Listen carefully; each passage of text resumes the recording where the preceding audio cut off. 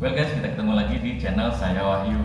Nah, kali ini saya akan berbagi tutorial mengenai penggunaan body harness atau alat keselamatan untuk Anda yang sering bekerja di ketinggian. Seperti apa barangnya dan seperti apa caranya? Ayo kita ikuti sampai selesai.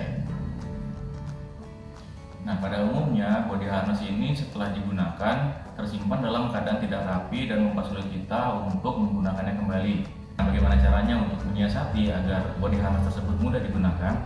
Caranya adalah seperti ini. Nah, ini adalah body harness yang saya maksudkan tadi.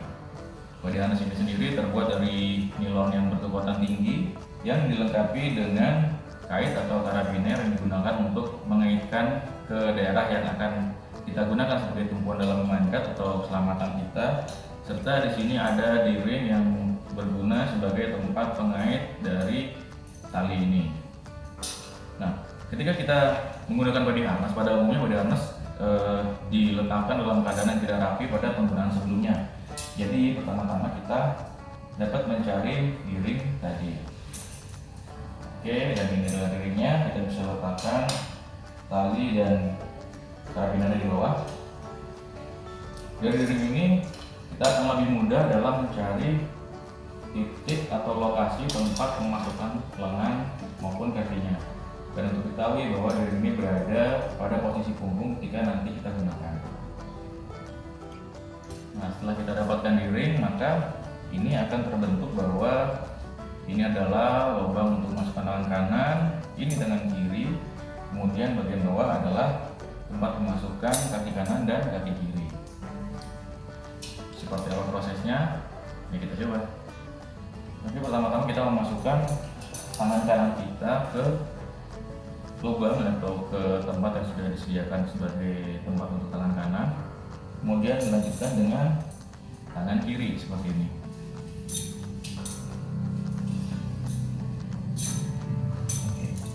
Setelah tangan kanan dan kiri masuk pada posisinya, kita bisa melanjutkan dengan memasukkan tali atau nilon tadi ke bawah kaki kanan dan bawah kaki kiri seperti berikut ini.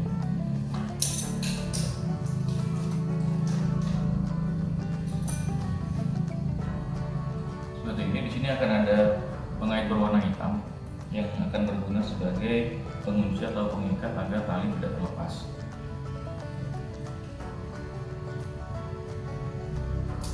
Kita masukkan tali seperti ini.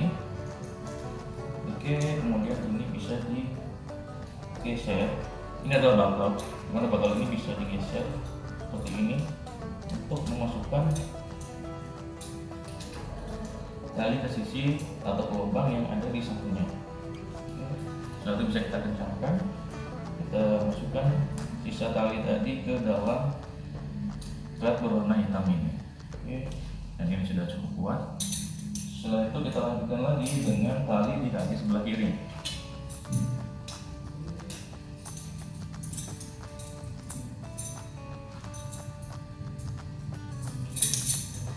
Oke, dengan cara yang sama kita memasukkan tali yang kiri ini ke dalam batok seperti ini. Kita tarik, kencangkan.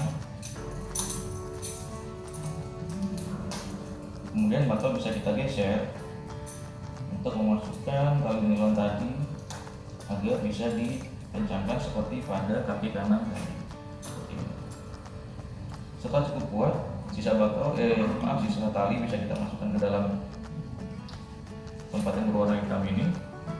Kemudian kita tarik dan ke belakang hingga kencang pada posisinya. Jadi bagian kaki sudah aman, bagian lengan sudah aman, dan yang terakhir adalah bagian depan. Bagian depan juga sama, ini menggunakan tali nilon yang sama, kita masukkan ke dalam bakal bagian depan seperti ini. Kemudian kita putar seperti ini.